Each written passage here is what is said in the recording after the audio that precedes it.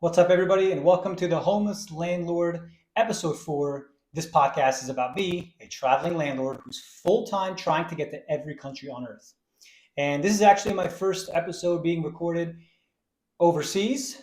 I am in South Morocco, which is essentially I'm very close to Western Sahara. I'm just outside Western Sahara. I spent a couple days there after exploring Morocco. Well, mostly just Marrakesh. Um, and I'm in an Airbnb or a guest house from booking.com. I'm limited to the lighting I have and the surroundings that I'm in, but it's a nice spot. I like it. I have my laptop in front of me. I have my microphone hooked up to a chair, and I'm ready to go.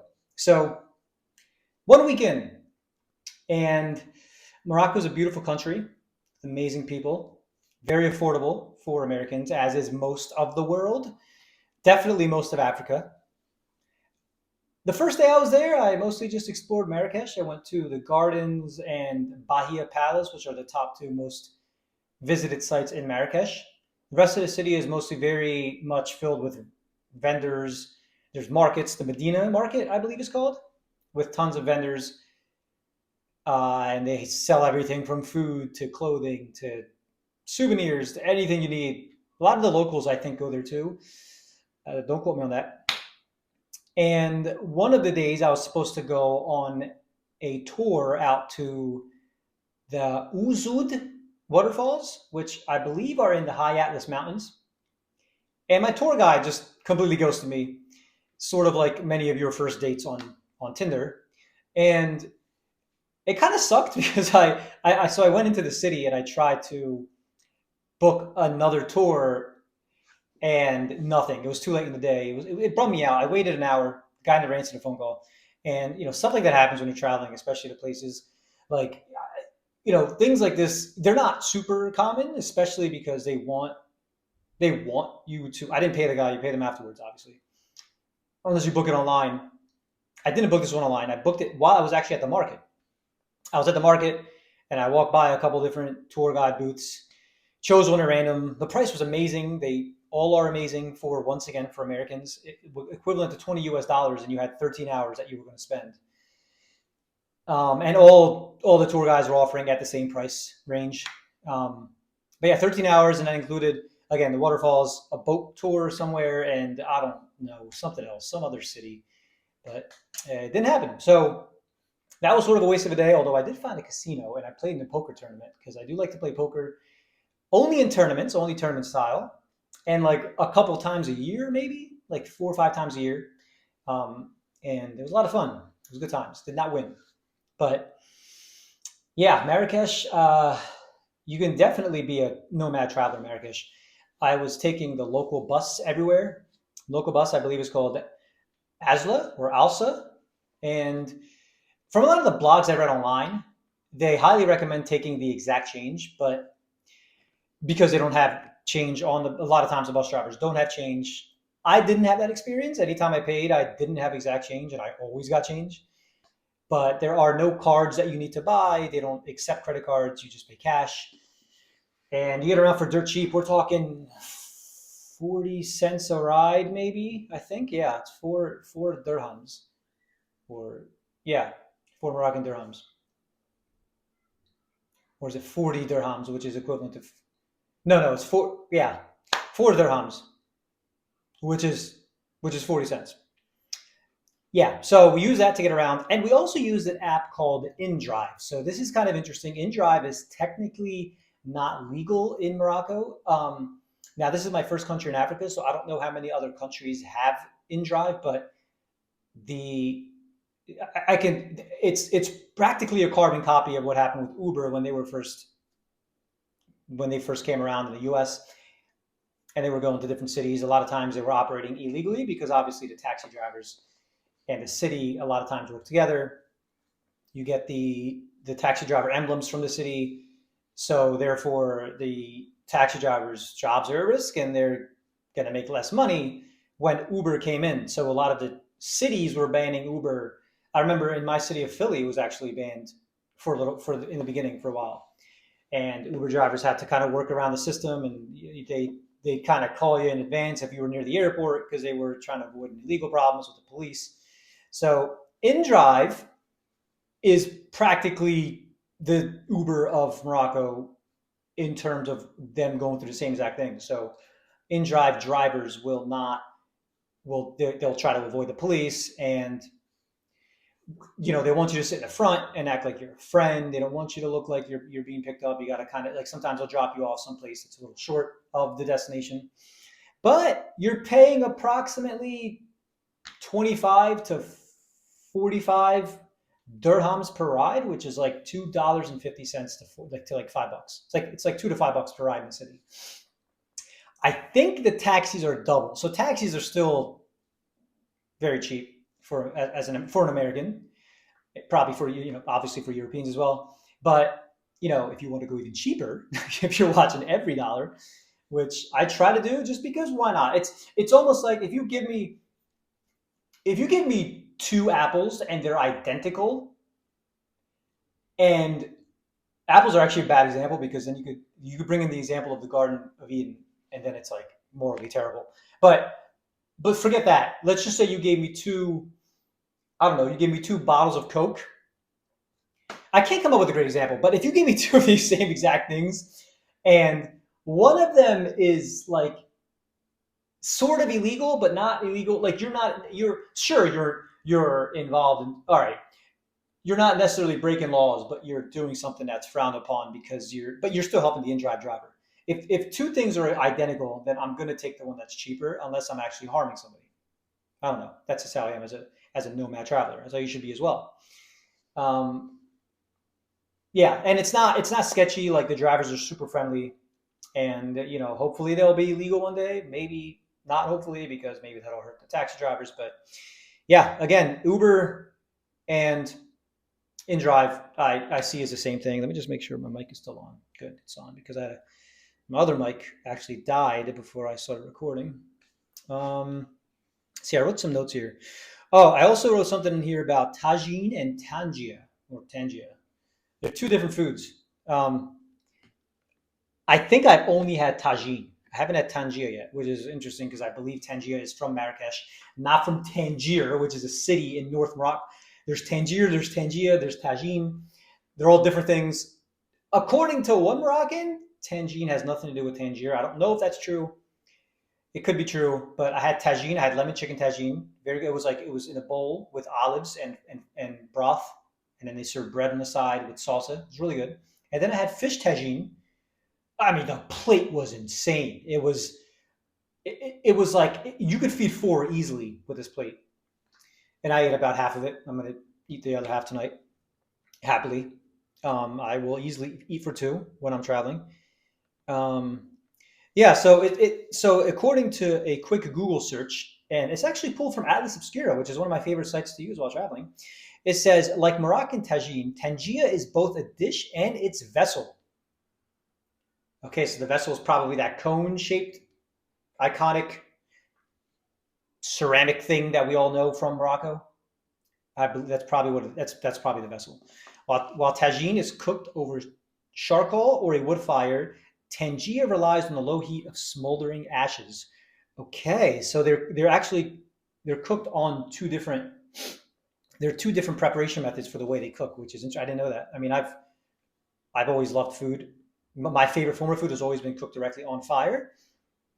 Tangia actually cooks it on ashes. So I'm going to Casablanca these next few days. So I do plan to look for some tangia over there, and couscous. I haven't had couscous yet.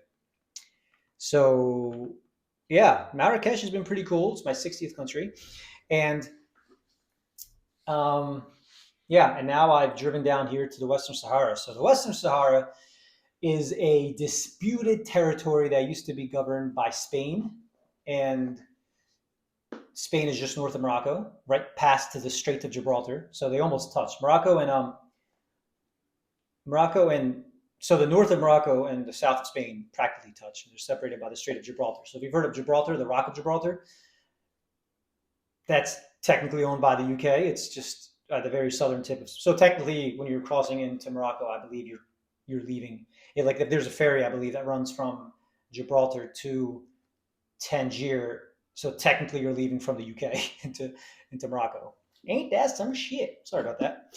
Um, yeah, so I drove that. So currently, Western Sahara or Sahara is a disputed territory that's governed and claimed by Morocco, and it has been for quite some time.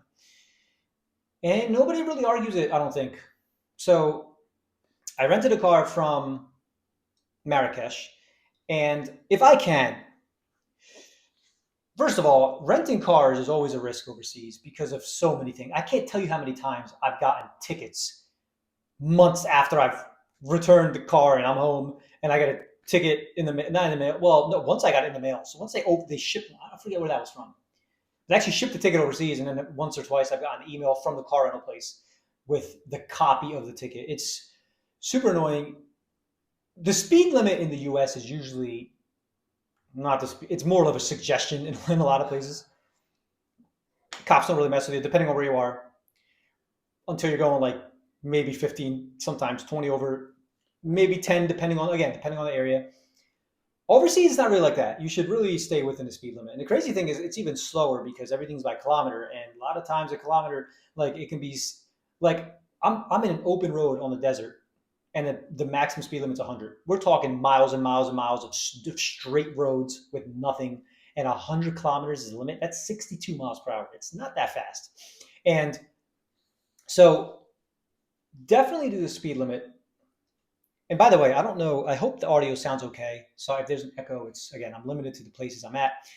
That's probably going to happen often as I'm traveling, where the audio quality is not going to be consistent. My bad. I should probably get a better mic. Maybe I will. Yeah, if you like and subscribe and you share and you give me a reason and you help if I can make some. All right. Um, so yeah, if I made money from this, is what I was gonna say.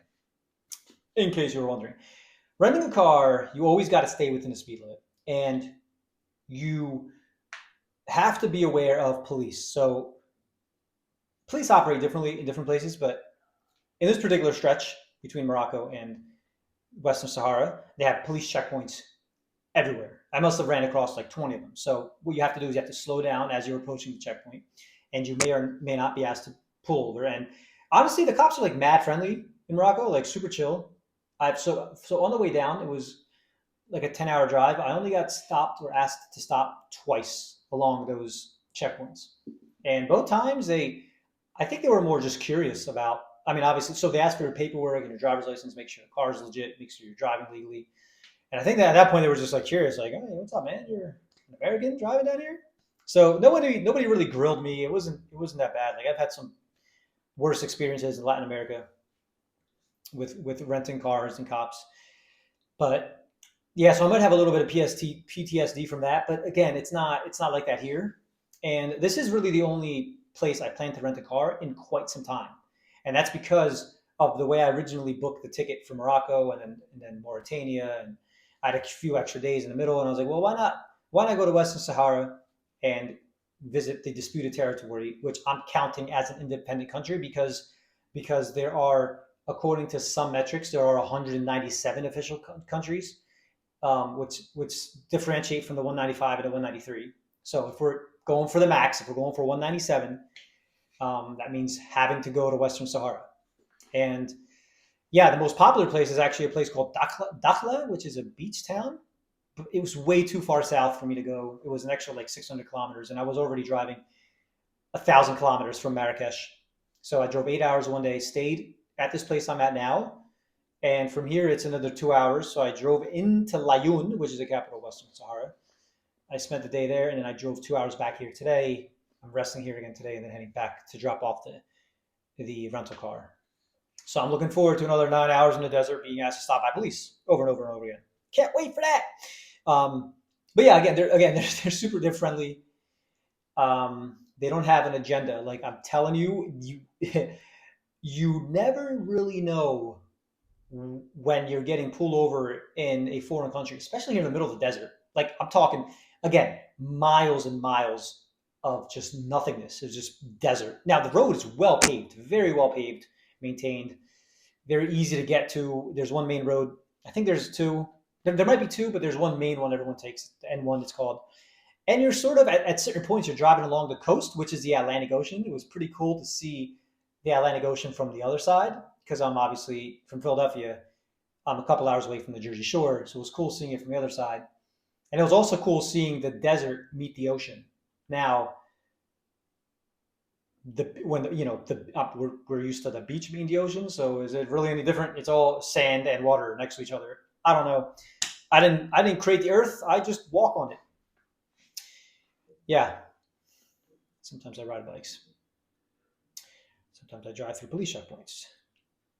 Da, da, da, da. All right. So yeah. So it's been a fun couple of days of driving down into the desert, seeing a bunch of camels out in the wild. I didn't think I'd run into a bunch of wild camels like almost immediately as soon as I got to like Western Sahara, just like herds of, or what do they call them? Caravans, or maybe no, not flock, maybe flocks. There's a couple names you can call a group of camels. One of them is definitely caravans. Um, but yeah, yeah. So it's been a cool week. It's been mostly smooth. I've been extra diligent on making sure I have everything with me. I'm not losing anything. I'm not misplacing anything. Which is funny though, because at one point today, I dropped all my cash as I was walking into a McDonald's. I was going into the McDonald's to see if I can get some Wi-Fi for a few minutes, and then as I'm walking into I parked my car outside, dropped the cash, didn't realize it, walked towards the McDonald's building. Then I saw where the entrance was to the parking lot to park my car so I can stay inside the McDonald's for a little bit. So I turned back around and walked to my car, and there it was. It was the equivalent of like 50 or 60 US dollars, which is a little bit more here in Moroccan. It was like, 400 dirham or 500 dirham, just right there on the floor. And it would have definitely been gone by the time I got out of the McDonald's if I didn't just turn back around. So silly little things like that I do very often, but luckily for the most part, nothing. I mean, it's been all smooth sailing so far. I am quite sure that's not always going to be the case when I hop on here. But in another interesting thing, I had my tripod out at in Layun, Western Sahara, and I was just trying to get a picture because I'm an Instagrammer and I like to take the pictures that make you think that I'm doing something insane or that I'm like in the most beautiful place on the planet, which a lot of times I am. And the park ranger came over and in Arabic was like, nope. So it's funny. I actually am aware that taking pictures in public is going to be a problem in some of these countries, especially places that seem to be more military controlled, police controlled. I think they're afraid of certain things getting out there. Not that they're necessarily performing in any illegal actions or immoral actions, but I mean, maybe some of that's I don't know. But they kind of they don't like it, and I think they even confine you and maybe take it away. I don't know if they'll send you to jail for a night or two, but it's frowned upon in some areas. And I just know this from my research in advance. So, that's something I have to be conscious about as I'm trying to get the good shots. Is like, all right, is this worth it here? Yeah, it's tricky. It's probably good to know about it in advance of going into a country, but yeah, but I don't. Again, it's just small stuff. Like the little things are gonna happen all the time because you're not from other countries. But as long as for the most part you're safe, you're healthy, you got all your stuff. I've also kind of been downsizing a little bit because I'm realizing certain things. Like I'm dropping my Air Forces off. I don't need three pairs of shoes. I have my hiking shoes, which I'm wearing all the time, and then I have my sneakers, which I'm using for like gym and active stuff. I don't really need a pair of like I would have liked to have a pair of black sneakers as well because in case I went out someplace and wanted to look nice, I could at least disguise the fact that I'm just wearing black shoes with black pants. But oh well, that's gone. And some other smaller stuff. I'm slowly downsizing a little bit so I can because this stuff is heavy. This stuff is heavy and it's gonna. I don't want it to be. I don't want things to be a burden. We got a long way to go, so we're gonna try to keep things as light as possible. I just did a workout. I'm on the top floor. It's pretty cool where I'm at. I had to go through, we went upstairs, like we went 3 floors up, and then we went outside on the roof and then back in. And the roof area is pretty nice, a little balcony. It's all to myself. There's no other units up here. So I was doing some jump ropes. I was doing some push ups. I was doing some lunges. I did some dips and I did air squats. And I am doing this after the podcast. I'm going to shower. I'm going to eat my leftover tagine and I'm gonna get ready to head out of here tomorrow morning. Heading back to drop off the car, heading to Casablanca for a few days, and then heading into Nouakchott, Mauritania, my first flight out of somewhere since I've gotten here. And maybe the last one for a while, if we're gonna hit things by road. And there's a lot of planning still to be done about the next phase after, well, yeah, after Nouakchott. Oh, right. Then I have to fly into Cabo Verde, which is just close to Senegal as well. But yeah, so far so good. I wanted to jump on here real quick and say what's up. And that's it. Everything is great. You want to keep following me and seeing all the juice of my trip? Check out my Instagram at Nukeyhove, Nukeyhov. And this episode will be available on Spotify, iTunes, and Spotify, Apple, and YouTube. And if you like it, again, please tell your friends about it. Please like it, share, subscribe. Please give it a 5-star rating on Spotify. I don't know how it works with Apple, but I would really appreciate that. That goes a long way for the algorithm. And yeah, this has been great. I'll see you next time on episode 5.